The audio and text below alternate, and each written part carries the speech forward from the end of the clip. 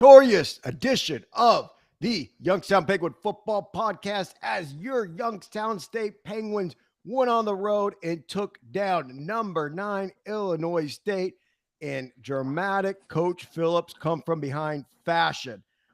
As always, I'm your host from Tampa, Florida, Sal Guardo. With me, as always, are my co-hosts, former Director of Football Operations Dan Cobb, Kyle the Sledge Searle, former defensive lineman, and Hall of Fame quarterback Kurt Hess. And we are ecstatic about what just happened last Saturday for the Youngstown State Penguins. We have a lot to get into. We're going to recap that Illinois State dramatic win, get you ready for Murray State. Playoffs, we're almost time for the playoffs. So we're going to look at the playoff picture.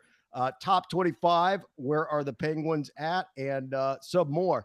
But first, a couple things.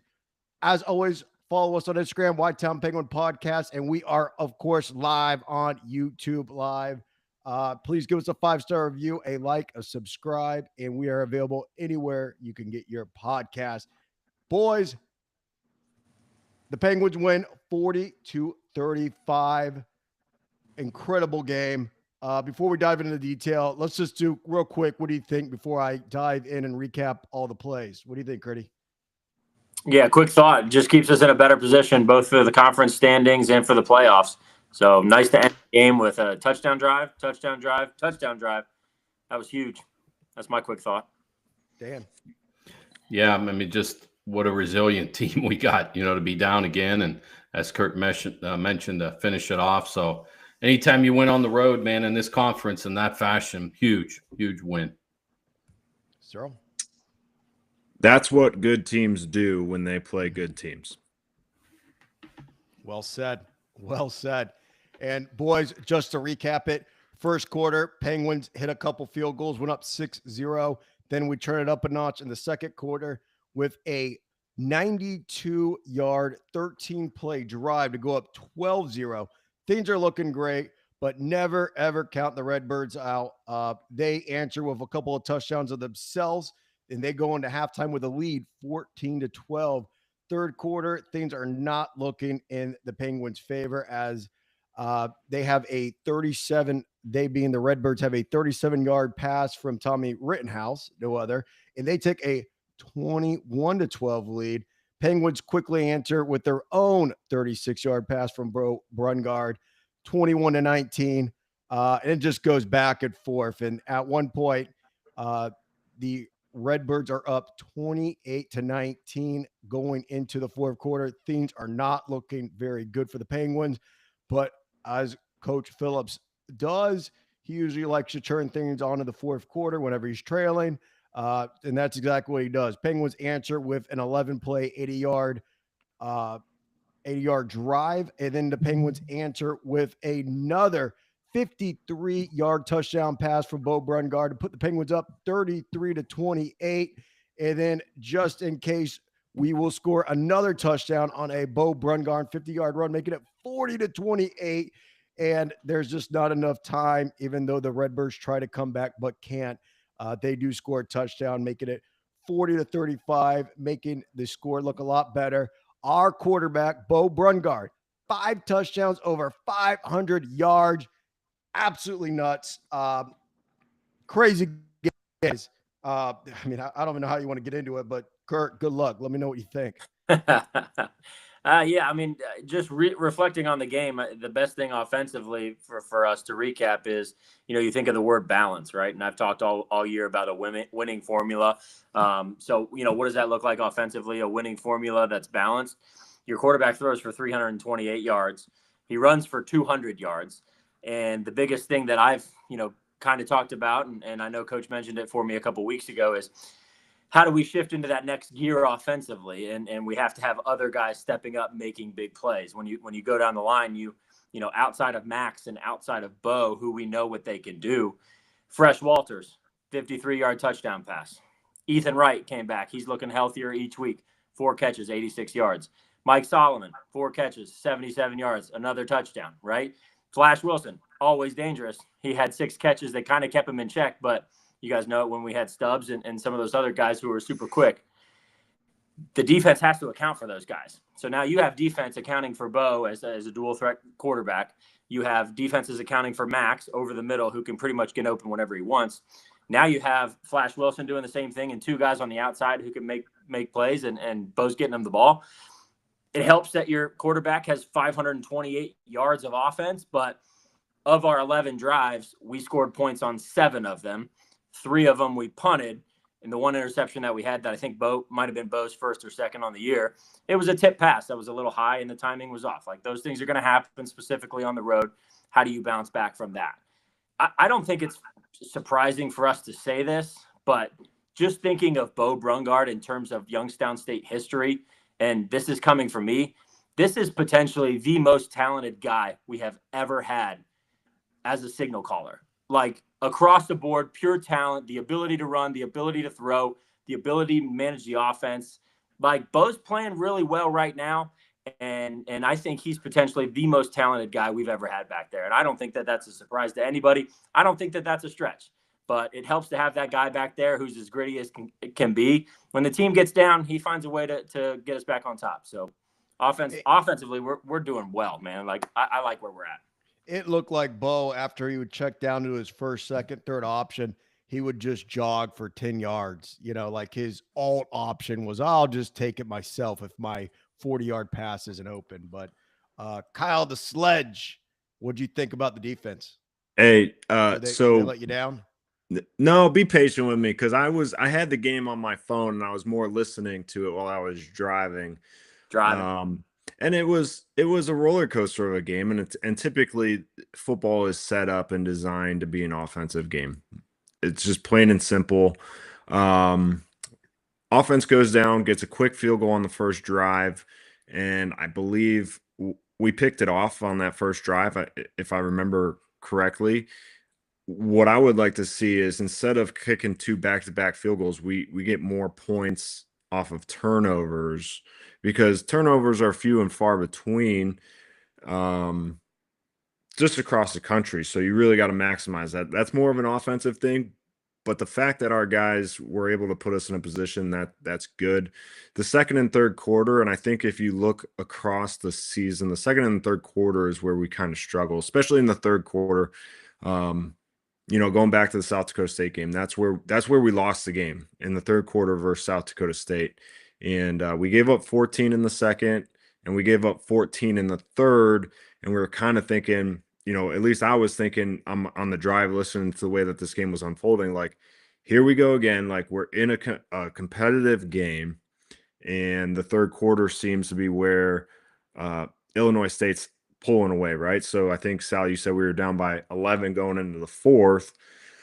But like I said in my quick hitter, that's what good teams do. Like, they don't quit. They're resilient. They are able to handle the back and forths of the emotional swings of football. And it's just really nice to see that this team is taking that step forward this year, because last year, 11 points in the fourth quarter, it probably gets out of hand. So defensively, just keep working. I mean, and, keep fighting to get turnovers and putting the offense in position, because we do have a very talented offense. We have a very talented quarterback back there. And, what I'd like to see is, at some point, we start running away with games and we don't let people back in. And that's a defensive stat. No doubt. And Dan, you've been watching the Youngstown State Penguins for many more years than we have. What do you think about this team, and what do you think about that game? Well, I thought, to hear our Hall of Fame quarterback say that, we might be watching one of the best guys to play at that position. Still a long way to go for him. I think we would all agree with that. But we spoke about him earlier in the year. I mean, he's incredible to watch. And I thought a couple of comments, and I kind of go backwards. But at the end of the game, if you watched the TV coverage at the end, did you see how many guys from Illinois State sought out Bo Brungard to kind of dap him up, give him a hug? You could tell that they're like, man, we watched this guy on film, but we thought we could control him. And he has 520 yards of total offense. And the guy he doesn't even look like he's sweating. I mean, at the end of the game, he's, first of all, is just a class act and His dad's a Hall of Fame quarterback. But yeah, I mean, he's incredible to watch, and thank God we got him. And I thought Kyle brought up a good point. The third quarter, maybe our focus has got to, most teams, you got to win the fourth quarter. Like you said, Sal, Coach Phillips does a pretty good job of winning the fourth quarter. We got to kind of get the third quarter fixed. But in my mind, I don't know what you guys think. I thought the interception by DJ Harris on the 1 or 2 yard line, we might be thinking about that play at the end of the year. It might have saved the season for us. If he doesn't, I mean, that's a touchdown. We were all watching it. I'm thinking, oh man, this Rittenhouse threw a touchdown. He makes that interception, and 5 plays later, Bo throws the touchdown pass to Fresh Walters. So do we not have 2 of the best nicknames in college football, Fresh and Flash? I mean, come on. Who else has got that? I mean, we got some great – I love hearing those guys get called, but I just think that play by DJ Harris, I mean, if he doesn't make that interception, I don't think we're having the conversation we're having tonight about a win. So it kind of flipped the script. And I think when you can win, I think Kurt said we scored 3 straight touchdowns, right? After that interception. And to do that at Illinois State, a place we haven't had a lot of success. I mean, I think it says a lot about this team and the leadership. And they found a way to pull it out. And so a lot of good things to point at. I mean, as Kurt has said, I don't think there's a ceiling for our offense. I mean, do you guys think our offense can even get better? I mean, hard to, but I mean, like you said, Ethan Wright, how about our running back room? Have I been saying all year long? Our running back room is sick. I mean, we got guys that aren't even getting in the game that would probably start for other Missouri Valley teams. So, which is a good problem to have, but just an incredible win. And I mean, Bo Brungard, I have watched YSU football since I was a kid, obviously being from here. And man, he is doing things we have not seen a YSU quarterback do since like Trenton Likes and I mean, Jeff Ryan, those guys. But I mean, throw for 300 and rush for 200. I mean, and Sal, you said it doesn't look like it takes him a whole lot. He makes plays. The guy's a player. He's a gamer. He's a leader. I loved his interview after the game. I mean, his faith is incredible. So we got a special guy. There's no doubt. Yep, and he remains on the Walter Payton Award list, which is the Heisman Trophy version for FCS. Yeah, that was huge. Definitely playoff type game. We had to win in order to stay in the playoff conversation. We did so. The road to the playoffs looks a lot easier now that we have that win. We'll talk about that a little later, but a few shout outs to some of our regulars. Wolf on the score prediction. He had 38-35. And just a friendly reminder, the final score was 40-35. And then Jason, runner up, he had a 41-28 final score. So he was just I don't want to say a touchdown off it. The Redbird get that last touchdown. He's 1 point off from hitting it. So well projected by those guys, and hats off to Dan. He was the only co-host on last week that picked the Penguins and stuck with it. Are we good to go? Everyone have any last things to say about Illinois State? All right.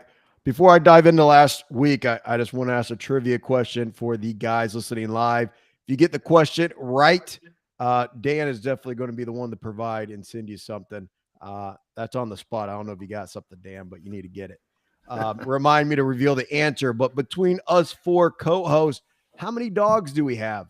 I just thought about it, and it's a crazy amount. For those of you in the live chat, you could guess once, and you could give us one number. How many total dogs do Dan, myself, Cyril, and Kurt have? I might have just added a couple.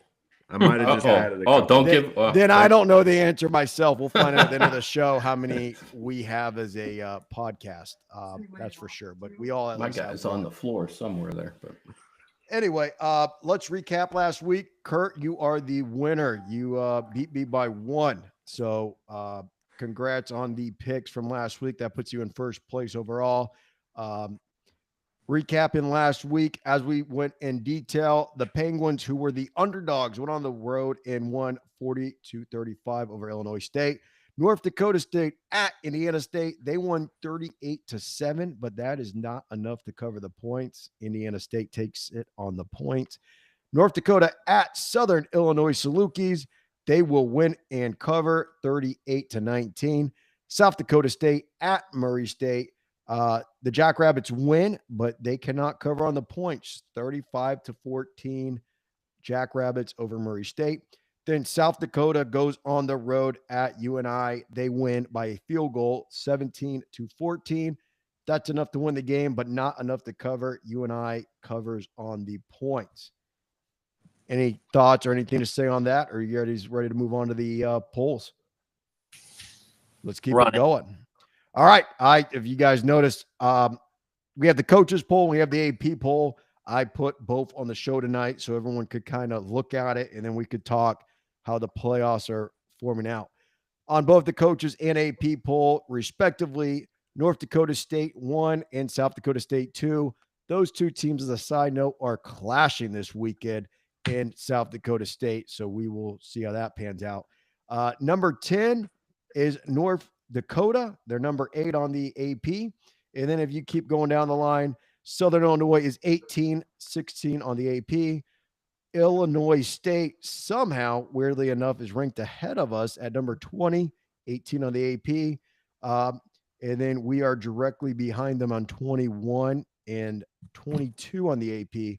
Strangely enough, South Dakota remains ranked in the AP at 21, but not ranked in the coaches. So that is how the rankings pan out for the Missouri Valley Football Conference. Guys, before I ask you about the top 25, I was reading articles, listening to podcasts. How is the playoff picture panning out?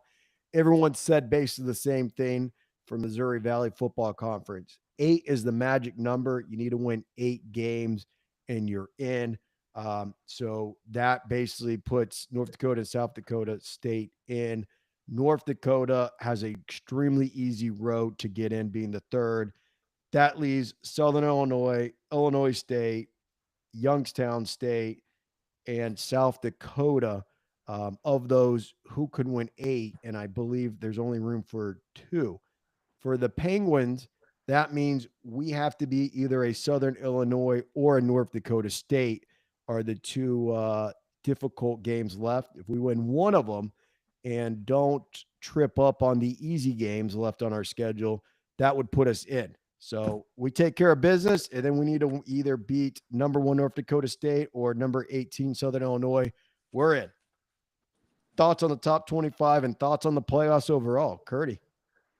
Yeah, I think the biggest thing that's glaring to myself, you guys, and social media is the fact that Illinois State is still seemingly ranked ahead of us, which just doesn't make any sense. But Sal, you're spot on. I mean, it is what it is. Like, we have to take care of business with that. If we find a way to go out and beat the Bison, we're going to put ourselves in a better position. That South Dakota State game that we had, we could have won, would have put us in a better position, probably where North Dakota is sitting right now. So we talked at the beginning of the season, and I feel like this is just my personal opinion, but you have that top tier Missouri Valley football competition, and then you have that next tier below. And right now we're all jogging for that last playoff spot or 2. So there's pretty much 4 teams going for 2 spots. But the good news is we just beat one of them, and we still have one more game ahead of us, and so we have the opportunity to win 2 out of those 3 games, which seems pretty simple, right? Easier said than done. Sure. These top 25 polls, I know DK hates them. I hate them simply because they're just a bunch of bullshit. It's a bunch of, sports writers and coaches voting on God knows what, because you have the Presbyterian Hose sitting at number 16, 7-0, and Mercer sitting at 14, 5-1. Presbyterian beat Mercer. UC Davis is up at 6. And they were totally going to lose that game to Mercer. So,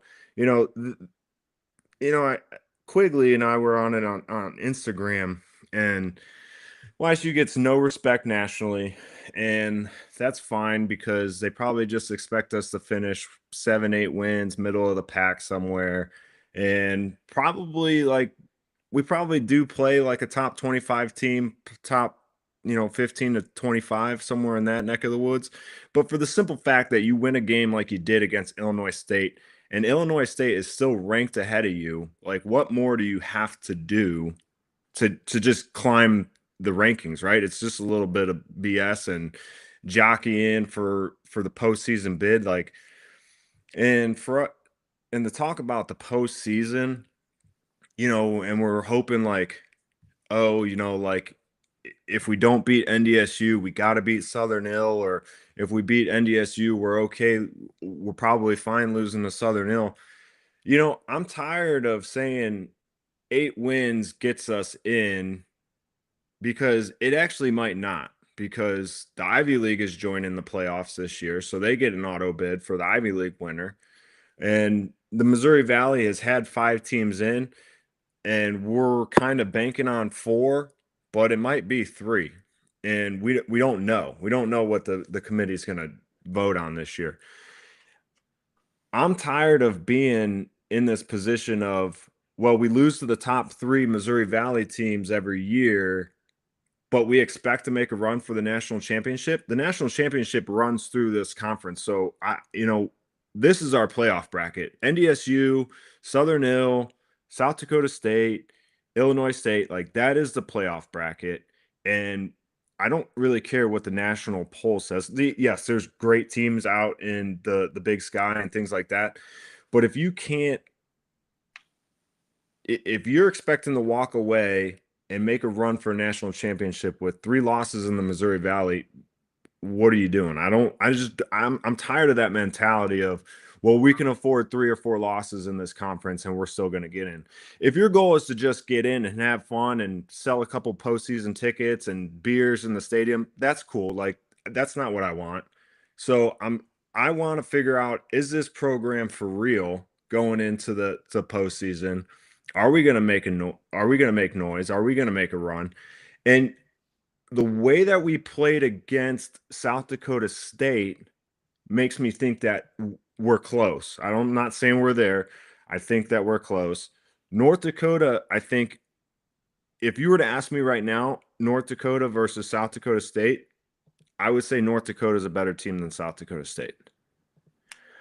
And so for them to sit at 10 and South Dakota State's at 2, I'm kind of just done looking at this top 25, and we'll see how the bracket falls when it comes out. And that would be more of what I would be wanting to talk about.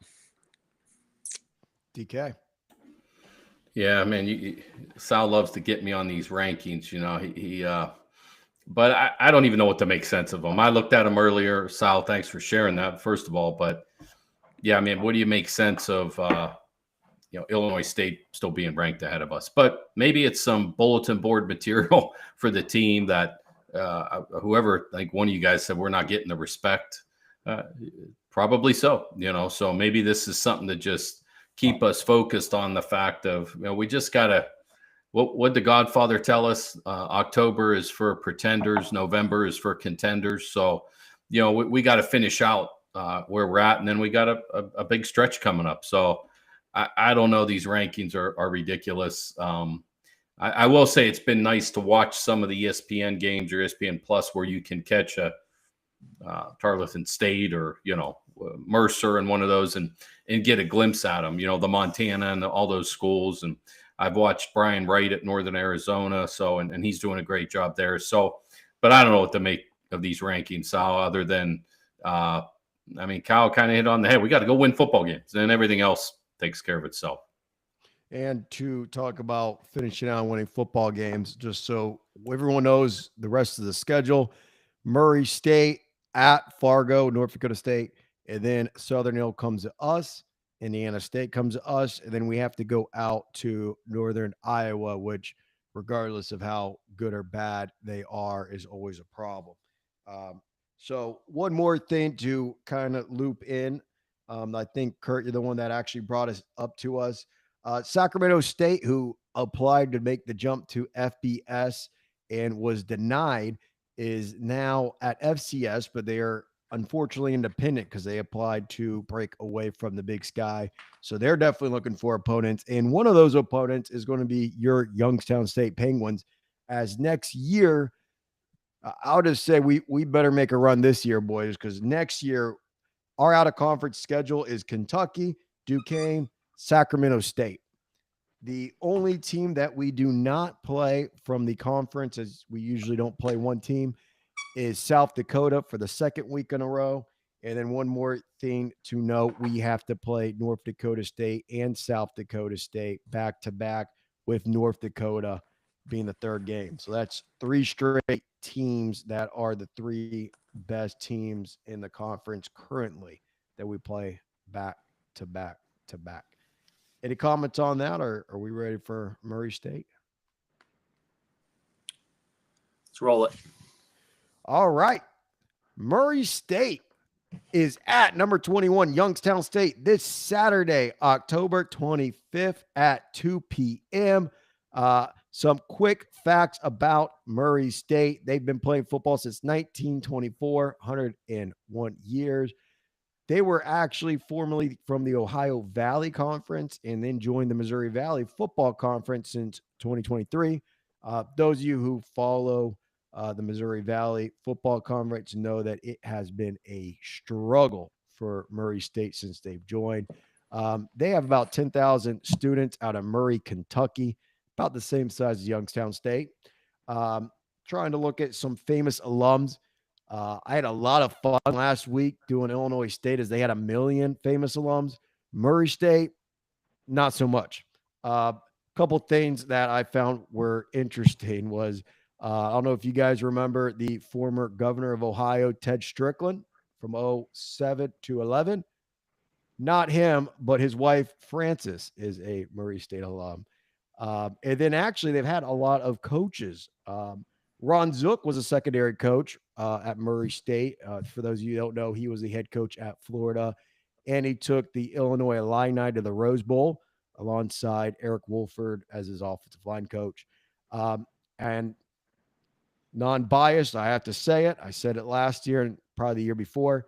Frank Beamer got his first head coaching job at Murray State. Underneath him, he had a linebacker named Bud Foster, who ended up being a well-known defensive coordinator for Frank Beamer at Virginia Tech. His assistant on that staff was actually Ralph Friedgen under Beamer. As those of you who don't know, Ralph Friedgen was the head coach of Maryland Terps. He was the only coach to win the ACC in the 90s during the Florida State dynasty, to say lightly. Only Florida State could win that conference other than Ralph Friedgen. Houston Nutt was actually also a head coach at Murray State at one point. He went on to be Ole Miss and Arkansas's head coach. And then lastly, the FBS playoffs newest consultant, a man named Justin Fuente, former Virginia Tech head coach, played quarterback at Murray State, holds a lot of records. Since all those guys have come and gone, things have not gone great for Murray State. Their last time Murray State has won a road game was at Eastern Illinois in November of 2021. So it has been a little bit. Jody Wright is their current coach. He's in their second season. He was previously the tight ends coach at South Carolina for Coach Beamer. His record as head coach is 1-11 overall, and he's only been a head coach at Murray State. Their last win was at Mississippi Valley State in September of 2024. So it's been 13 months. They are, I'm sure, biting and chipping away at a win. They've lost since that September game. They won 59-8, which is crazy, but they are on a 1, 2, 3, 4, 5, 6, 7, 8, 9,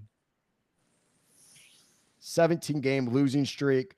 So far, all losses: East Tennessee State, Southeastern Louisiana, Georgia State, Jacksonville State, South Dakota, Illinois State, and South Dakota State. Curdy, what's your scouting report and what is your score prediction? Well, I know you're not a basketball guy outside of the Courtyard Tips League that we used to play back in the day. I know nothing about basketball. But Ja Morant is an NBA All-Star who's probably the most famous coming out of Murray State. Never heard of her. He won the MVP a couple years ago, but definitely one of those highlight type of players in the NBA. Likes guns. So I was going to say that, but I figured I'd let you do it. Thank you for filling that void for me. I appreciate that. I don't even know where to judge this team, guys. Like 0-7, they don't win a lot of games. Their program is just trying to get to a level that's close to the competitiveness of the Missouri Valley. So when I researched a little bit, I kind of looked at the last 3 games because they played South Dakota, Illinois State, and South Dakota State, just trying to think of what comps are available so that we can kind of judge them. It does look like offensively they've tried to find some rhythm. I think I maybe texted it into the thread earlier or just wrote it in my notes. Like they're probably used to playing from behind, so offense is the only thing that they're going to be able to produce. But South Dakota State is who they played last week, and say what you want about them. I kind of agree with Kyle that North Dakota seems to be better than South Dakota State this year. But it was a 14-7 game at half. For whatever reason, South Dakota State and Murray State. And Murray State threw for 327 yards that game. They threw 2 touchdowns. The quarterback, number 4, Jim Ogle, for whatever reason, he did that. And he threw 4 interceptions against the Jackrabbits. So you'd like to think if you take away some of those interceptions, that game might be a little bit tighter than it was 35-14. For whatever reason, the last 3 weeks, they've been able to find some offense. I haven't watched any of their film. I don't know. They're rushing for over 100 yards a game. They're passing in those last 3 games for like 280 a game. They have a transfer at receiver from Kentucky. Their quarterback's a transfer from Louisiana Monroe. I think their leading rusher, Jawan Northington, I think he did not play against the Jackrabbits, so maybe he's hurt. Maybe he's just not getting carries. They got another guy that they've kind of split all season. I don't know what we're going to get in the run game. I don't know what we're going to get in the pass game. My thinking is an 0-7 team has nothing to lose.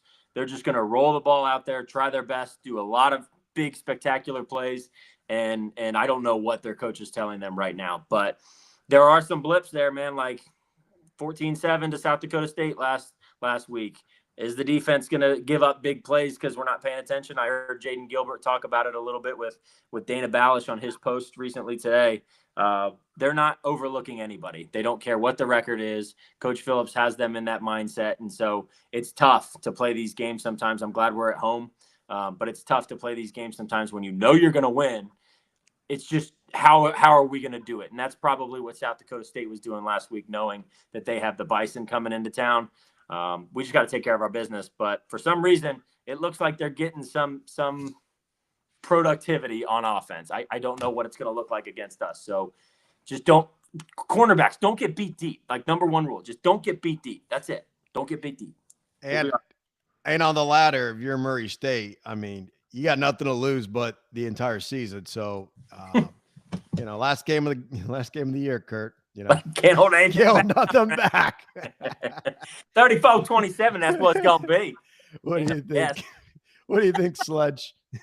This is to Kurt's point. I am glad that we do have this team at home. They're very dangerous for the simple fact, like you said, they have nothing to lose, and we've been in games like this with against Indiana States and bad UNI teams, like regardless of UNI's record, they always play us tough. So, it's good. Every player's going to say, when they're talking to a media outlet, we're not overlooking anybody. We'll find out the reality of that Saturday, because this is a defense that gives up a lot of points, gives up a lot of yards. So if we're really dialed in, what I want to see us do on offense, is rotate through that running back room, get those horses running through this defense, right? They got a lot of guys with like a lot of stats, and I don't know if that's because the defense is on the field a lot or whatever the case may be. Their leading tackler is Dylan Rousey. I hope I said that right. My computer's struggling to load here. It's from 2011. He's their safety. So if your safety's your leading tackler, kind of, a lot of plays happening in the secondary, right? So, and then team stats, they're giving up 43 points a game. Now, they haven't given up 43 points every game. That's just an average. And over 300 yards a game. So what I expect us to do is be able to just use this as a simple, like, warm-up game, right? We have the biggest game of the year next year. So are there things that we need to work out? Like, are there things that we can bank on, right? So run that, get a lead, run that, then start running stuff that we need to work on live so we can see how it, happens in real time, not just in practice. And if we do get a lead, I just want to command the game from start to finish. I don't want to see Murray State have like a series of runs, right? Like where they score 10 or 13 unanswered points. Like, let's just hammer them down, play Youngstown football. It doesn't matter. Coach Sims used to say this, and I love it. He would say it before Valpo, our game against Valpo. Everyone knows what happened there. He's like, I don't care. I'm trying to think of how he said it. Respect the man across from you because he puts his hand in the dirt like you. But other than that, F him, right? Coach Sims' colorful language. F him, right? Play your game. Play Youngstown State football. It doesn't matter who's across from you, and it'll all take care of itself. Well said. Yeah, when I coached at Jesuit High School, we played teams that were well better than, I'd always pull the stars aside and say, can we blow these guys out of the water so that other guys could get in? I probably shouldn't have said that, but I would always say it to them all the time. Dan, what do you think? I mean, I don't got much other than, sometimes I don't care if we win ugly. Honestly, these are kind of trap games. We're coming off a big road win. They're not real good, but you guys nailed it. They're going to come out and probably put some maybe crazy plays in, or they're going to do some things that take some gambles, go for it on fourth down. Maybe they're going to make us defend, longer. But I think Kyle mentioned, I would love to see our running backs get, every one of those guys get reps, and control the clock, shorten the game. I don't care if we just win the game, right? I wonder if they regret firing their head coach, Dean Hood, who was there before. Dean, that guy's a good coach. He actually applied for the Youngstown State job, from what I heard. And he's a good coach. I don't, neither of us, none of us know the new coach. This isn't a slap at him, but, I felt like Dean Hood had them a little better. Not that I was watching them every week, but still, man, I can't imagine they got to come here and play us. We're playing, we're dynamic on offense, obviously. So I just want to see us get some, run the ball, and control the game like you guys mentioned. But it worries me a little bit because of, that game last week was an emotional win for everyone on the road, come back home, playing a team that, honestly, they're I'm sure they're not as bad as their record, as Kurt said. I don't care when you're playing South Dakota State. It was out in Brookings, right? The game. Right. So they're out in Brookings, and it's 14-7 at half. So with all due respect, they're not as bad as we might think they are. So, and they got talent, they got transfers, that they're going to do some things that'll probably surprise us and stretch the field do all those things. So I just hope we don't come out, we've been known to come out a little flat, right, guys, at times, and this isn't the game you want to do that. So, but I think we all believe in Coach Phillips and the staff, and I think they know there's a good thing happening here. Let's not screw it up, right? Let's just take care of business and see where we're at the end. No doubt. I'd love Bo, Max, and those guys to be like pulled out of the game early to start resting for a trip to Fargo the following week. That is the ideal, perfect world for us. And like all said, Murray State has a pretty decent offense. They really do. There's 126 FCS football teams. The Murray State defense, what do y'all think they rank out of 126? Any guesses? 126. 119. They are 126, and they play the number 21 best offense of Youngstown State in the country. Therefore, we're going to score a ton of points. I think we're going to score a ton of points. They are, like you guys alluded to, they're going to score points too. Not as many as us, but I think they will score more points than we projected. I think we're going to be sitting here kind of kicking ourselves. I can't believe we let them score 2 or 3 touchdowns. But my score prediction is 56-21. I do think it's going to be maybe mid-third quarter before we can pull those starters out, as I think they're going to stick around, and Coach Phillips is going to want a couple more security touchdowns in the third quarter before yanking his guys. What are y'all's predictions, Kurt? 45-10 Penguins. Cheryl? 49-17. Dan? I'll go 42-10. 42-10 Murray State? Oh, yeah. Easy, big dude. Well, no one's saying it. We're all just making the assumption. You just said they had the 100. Sal, if you would have to kick me off the show permanently forever if I would have said 42-10 Murray State. I mean, yeah, especially if that was the score, then you'd bring that witch juju here. Oh, yeah. Give me some give me some YouTube scores here. Dude, the YouTube chat is flying off the handles, so I got to scroll up here. I don't know. Hold on a second.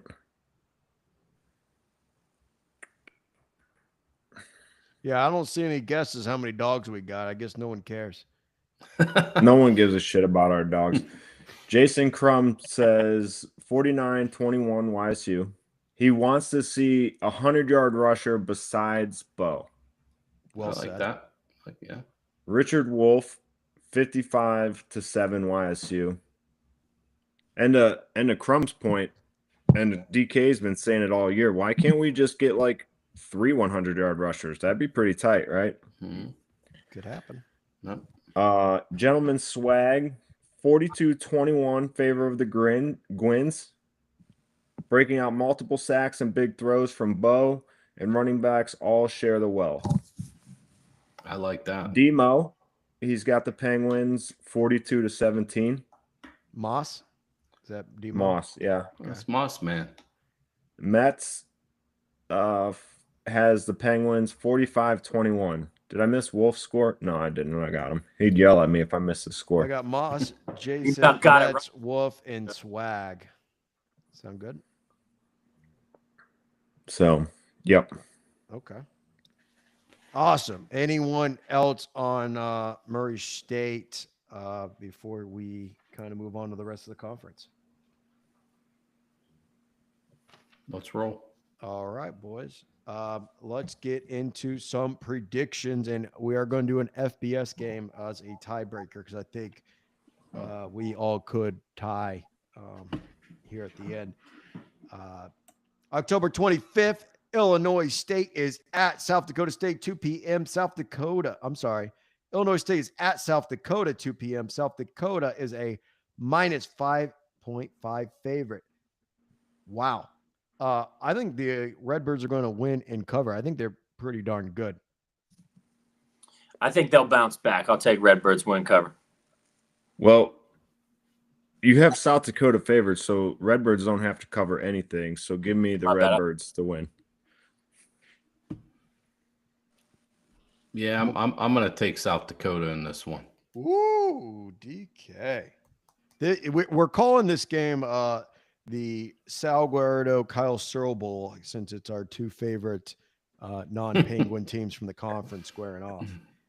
I picked your Redbirds. No, of course. I mean, South Dakota, everyone knows my thoughts. They do have the leading rusher in the country, FCS and FBS. I don't know if that's changed after last weekend. Whoop-de-doo, Basil. Murray State, as we went in depth, is at Youngstown State, 2 p.m. The Penguins are a minus 19.5 favorite. Boys, if we only win by 19, we got problems. Penguins win and cover. Same. Yeah. Yep. Northern Iowa at Southern Illinois, the Salukis, 3 p.m. The Salukis are a minus 11.5 favorite. Sluggers are going to win and cover, boys.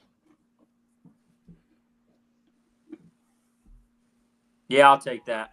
Ooh, hesitation from Curdy. I Sledge. love my spot. I'll take the Panthers with the points. Give me some of the Salukis in this one. Interesting. Dan, you're usually a big Northern Iowa guy. Indiana State is at North Dakota, 4 p.m. North Dakota minus 30.5 points. Wow. I have to go Indiana State. I don't think North Dakota is going to win by that many points. 30.5 is a lot, and Indiana State's not that bad. So I do like North Dakota this year, but I'm going to take Indiana State with the point.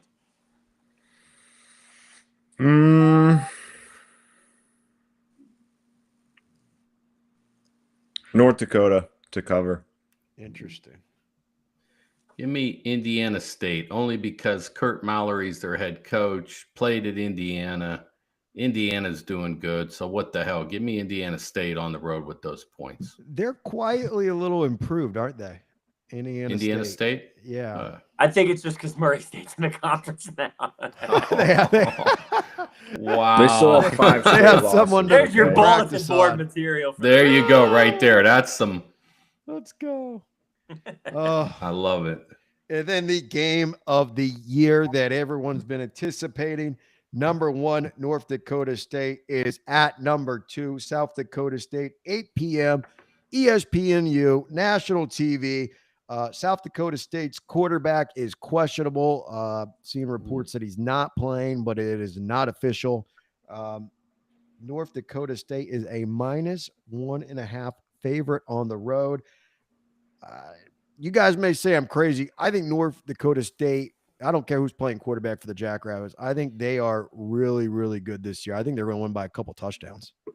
Yeah, and South Dakota State's just not as good as they have been. The only thing here is this hobo day? Is the home field advantage going to be huge? Are the Bison going to respond one way or the other? But I'm taking the Bison.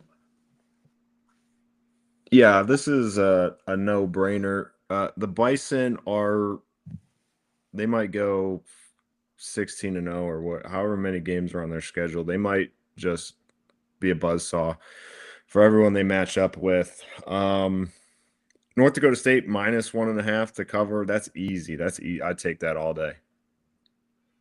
Something must be up here because we all know who the better team is or think the better team is, but the line is only 1.5.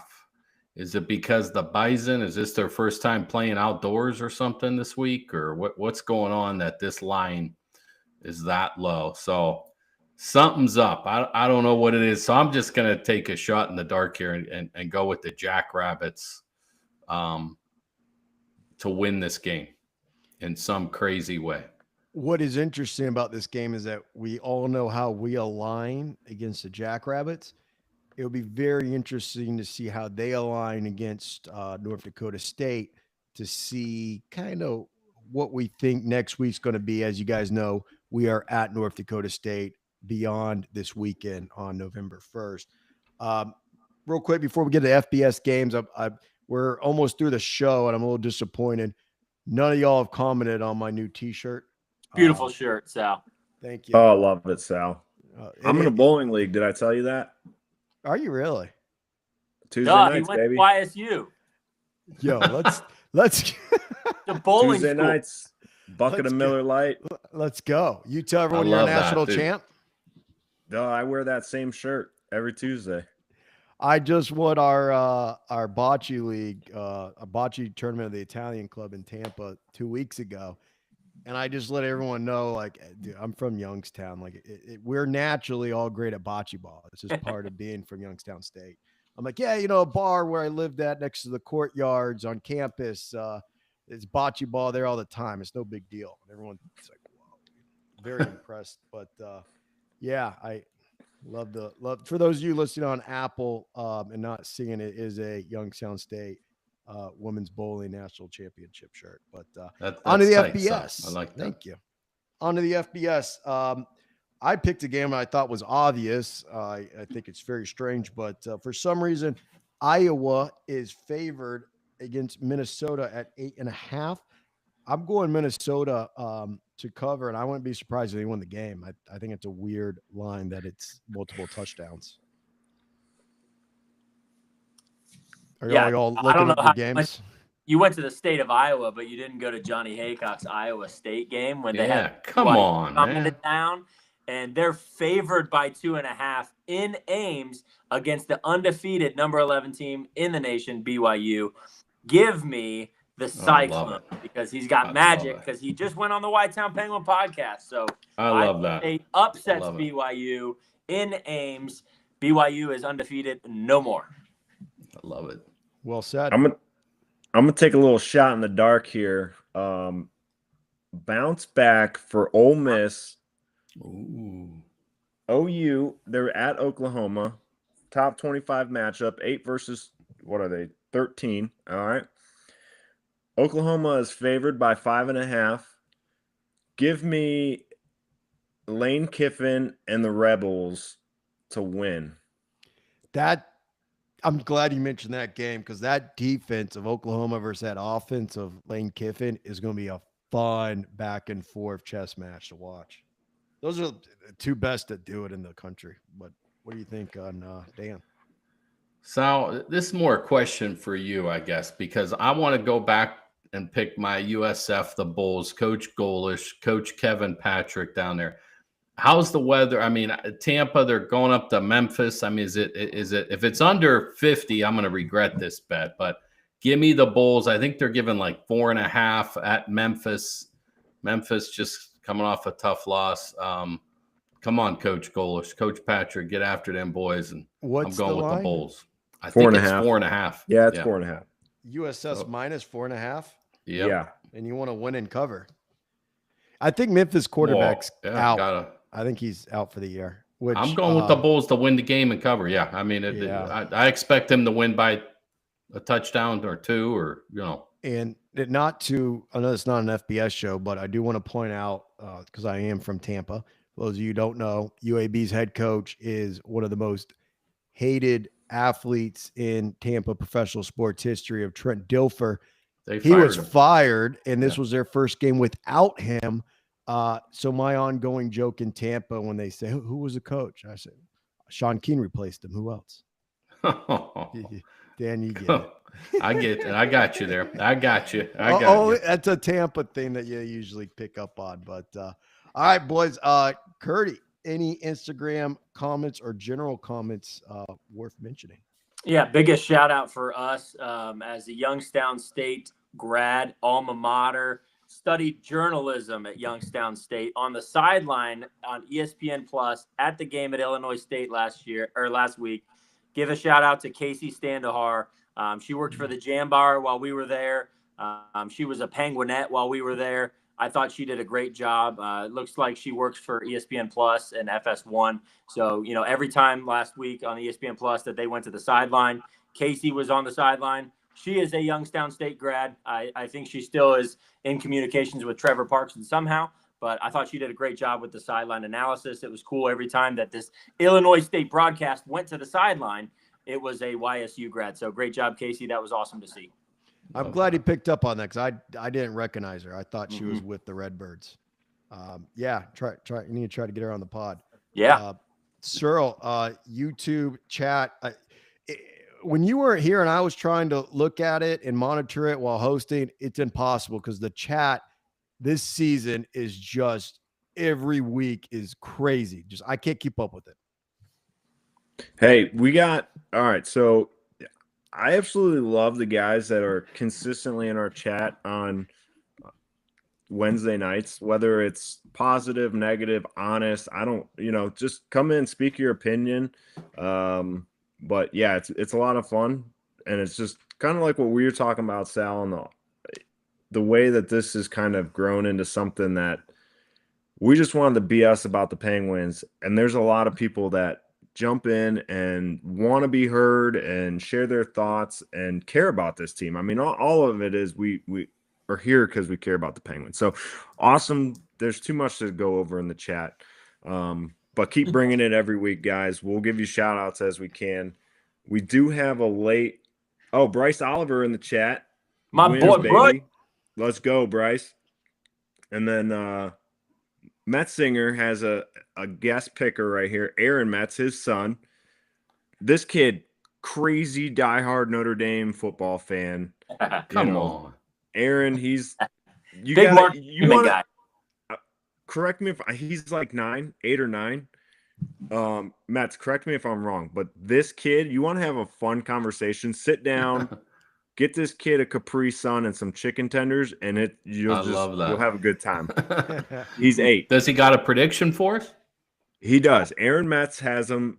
Penguins winning 42-14. So there we go. If the score is 42-14, we gotta get that boy a shirt. DK, you still got those I am one shirts? I do. In fact, I gotta drop the rest of the shirts off. I'm just gonna give them to Coach Phillips. I don't have any sizes for probably Aaron, but I tell you, if Aaron, no, we're out of those ones. But I will tell you, if Aaron predicts that score. Well, I would say this: if he gets the score right, since we don't have the shirts, let's send him a case of Capri Sun. How about that? I don't know. Listen, I'd be smacking the Capri Suns when I'm up in the light box too. So I want half of that Capri Sun case. But we'll get Aaron something for sure. And keep at least one shirt for the first person that guess how many dogs we have. That's going to be our winner. Okay, so, we can do that. Go ahead, Cheryl. Metzinger says we have 8 dogs. He's not far off. Oh, no, wait a minute. That's Aaron's age. Never mind. I don't it's a little higher, I don't even know how many dogs we have. I know. Dude, I don't even know how many counts? dogs I have right now. I had a good guess, and then Kyle said he opened a shelter up in his house. So I don't, I currently have. I might have 2 coming from California. Well, what are the taxes on that? Well, I don't know. Just chalk it up. That was good. We'll have to talk about that outside the chat. But Cyril, one thing I do love that you pointed out is, we created this thing purely for Penguins to have non-biased opinions on what we think about the team, the game, and it's just a community for us to all come together and give our opinion about Youngstown State football, just being a fan. Whether you're an alum, a player, doesn't matter. We live in the community. We're all one. Dan, do you have any shout outs? I don't know what's going on with Penguins in high school football, though. You have any ideas? We got one more week, but there'll be a lot of those guys in the playoffs. So I could give that out next week. But kind of an interesting shout out. I thought maybe we might want to mention. We mentioned his name on the show. Ethan Wright, I thought deserves a little shout out. The guy, he tore his Achilles, right? Achilles. He's been on the sidelines. We've seen him. He's cheering the guys on, being an on-the-field coach.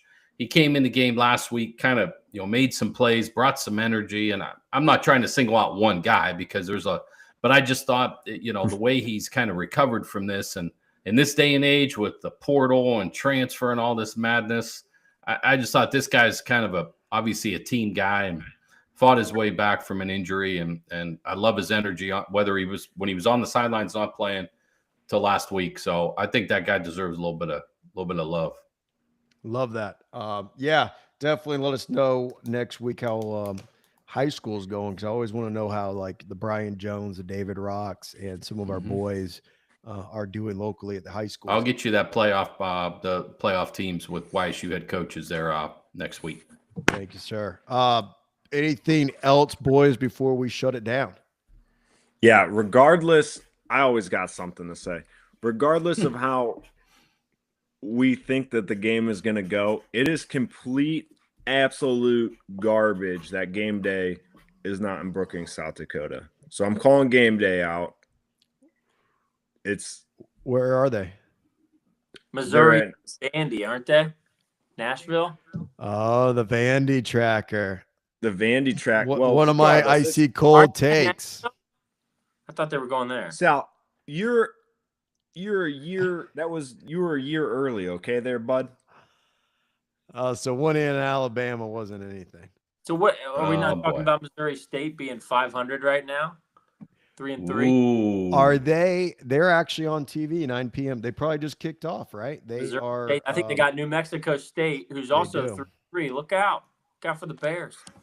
Wow. We'll have to get back on the Missouri State No, tracker. sir, I'm sorry to derail that. It's an absolute shame that game day is not going there.